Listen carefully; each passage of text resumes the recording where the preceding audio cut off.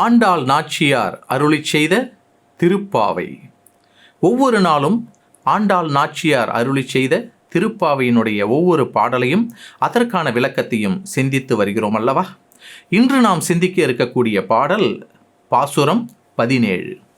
அம்பரமே தண்ணீரே சோரே அறஞ்செய்யும் எம்பெருமான், நந்தகோபாலா எழுந்திராய், கொம்பனார்க்கெல்லாம் கொழுந்தே குலவிளக்கே எம் பெருமாட்டி யசோதாய் அறிவுராய், அம்பரம் ஊடறுத்தோங்கி உலகளந்த உம்பர் கோமானே, உறங்காது எழுந்திராய் செம்பொற்கழலடி செல்வாம் பலதேவாம், உம்பியும் நீயும் உறங்கேலோர் எம்பாவாய், உம்பியும் நீயும் உறங்கேலோர் எம்பாவாய்.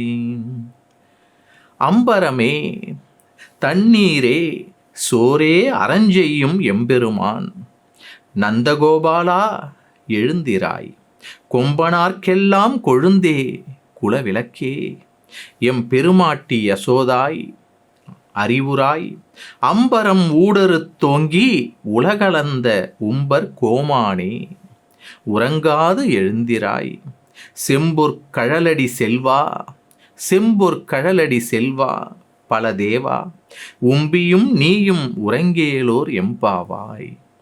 இந்த பாடலுக்கான பொருள் விளக்கத்தை இப்போது காணலாம். ஆடைகளையும் குளிர்ந்த நீரையும் உணவையும் பிறர் திருப்திப்படும் அளவுக்கு தர்மம் செய்யும் எங்கள் தலைவனான நந்தகோபரே, தாங்கள் எழுந்தருள வேண்டும். கொடி போன்ற இடைகளையுடைய பெண்களுக்கு எல்லாம் தலைவியான இலகிய மனம் கொண்ட யசோதையே, மங்களகரமான தீபம் போன்ற முகத்துடன் பிரகாசிப்பவளே, நீ எழ வேண்டும். விண்ணையே கிழித்து உன் திருவடிகளால் உலகளந்த தேவர்களின் தலைவனான எங்கள் கண்ணனே, நீ கண் விழிக்க வேண்டும். செம்பொன்னால் செய்த சிலம்புகளை அணிந்த செல்வ திருமகனான பலராமனே, நீயும் உன் தம்பியும் உறக்கத்திலிருந்து எழுந்து எங்களுக்கு தரிசனம் செய்து தர வேண்டும். இந்த பாடலுக்கான விளக்கத்தை இப்போது சிந்திக்கலாம். திருப்பாவையில் வாமன அவதாரத்தை சிறப்பாக பாடுகிறாள் ஆண்டாள். 3 பாசுரங்களில் இந்த அவதாரத்தை அவள் சிறப்பித்திருக்கிறாளாம். ஓங்கி உலகளந்த உத்தமன் பேர்பாடி என்று 3வது பாடலிலும், இந்த பாடலிலும் 24வது பாடலில் அன்று இவ்வுலகம் அளந்தாய் அடி போற்றி, இவ்வுலகம் அளந்தாய் அடி போற்றி என்றும் சொல்கிறாள். அசுரனாயினும் நல்லவனான மகாபலி தேவர்களை அடக்கி கர்வம் கொண்டிருந்தான். இந்த கர்வம் அடங்கினால் இறைவனை அடைவது உறுதி என்பதாலேயே நாராயணன் வாமனனாக வந்து அவனை ஆட்கொண்டார். திருப்பாவை பாடுபவர்கள் தான் என்ற கர்வத்தை அடக்க வேண்டும் என்பதுதான் இந்த பாடலின் உட்கருத்து. இந்த பாடலிலிருந்து நாம் தெரிந்து கொள்வது, திருப்பாவை பாடுபவர்கள் தான் என்ற கர்வத்தை அடக்க வேண்டும் என்பது இந்த பாடல் நமக்கு தரும் பாடம். அதைத்தான் இங்கே சொல்கிறார்கள். சுருக்கமாக இதனுடைய கருத்தை தெரிந்து கொள்ளலாமா?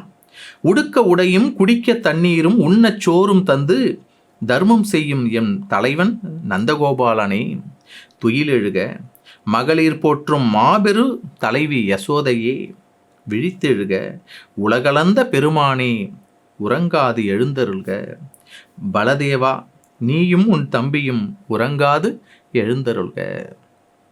அதைத்தான் இந்த பாடலில் நாம் சிந்திக்கிறோம்.